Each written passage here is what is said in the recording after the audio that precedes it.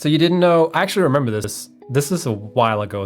Jace talked about this, but you didn't know if you were able to add give something special to people in EA when the game comes to 1.0.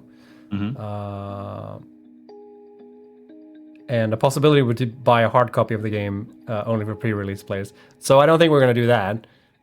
We probably won't buy hard copies for everyone who has the game right now, because there are more than 5 million people.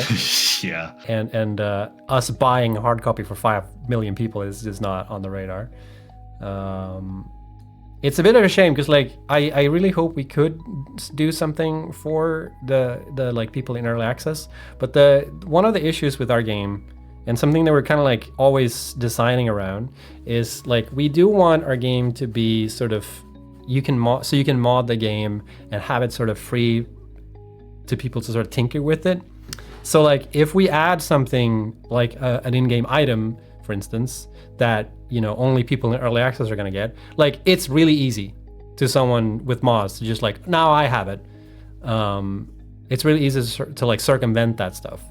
It's the same thing like why, actually I won't talk about that. I just realized, ignore that I just led into something else. But like essentially we can't, like that's one of the issues with us having the game like being open for that kind of stuff, is that people, it's really easy to like take advantage of that stuff. And it same goes for like the mechanics of the game, like for instance, you can't get rid of plutonium waste in our game, but like it's really easy to just load up a save editor and just like delete it, like and if we're gonna start like trying to circumvent that stuff, it's like a slippery slope of that kind of stuff. We could throw a party for 5 million people in the office. We could try that. You know what? That doesn't sound like a bad idea. Let's do it. What could possibly go wrong? Not everyone would show up, obviously. So like if we keep to like, I'm pretty sure 5 million people would show up. Definitely. I mean, yeah, Andrew's already booking his flight right now. Did it make the newspaper? Why the hell not? Yeah. Game company goes bankrupt by throwing a party for 5 million people. 5 million people show up. That's half of Sweden. And it's like an interview, and they interview you, and the quote is just like, I didn't think everyone would show up.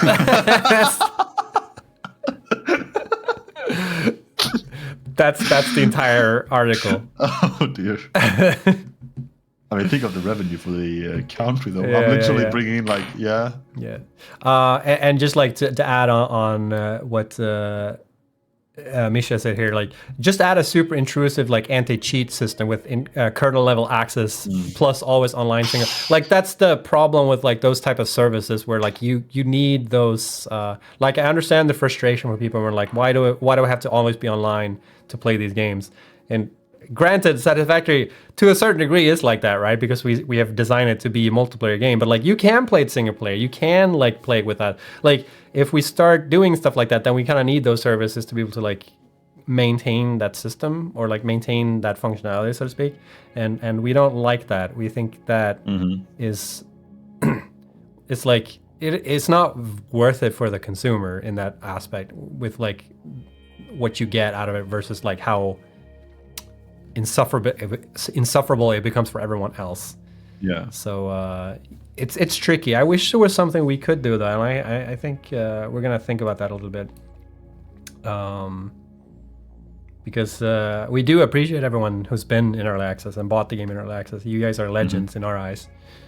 And then everyone who buys it after 1.0, you guys don't mean a shit for us, okay?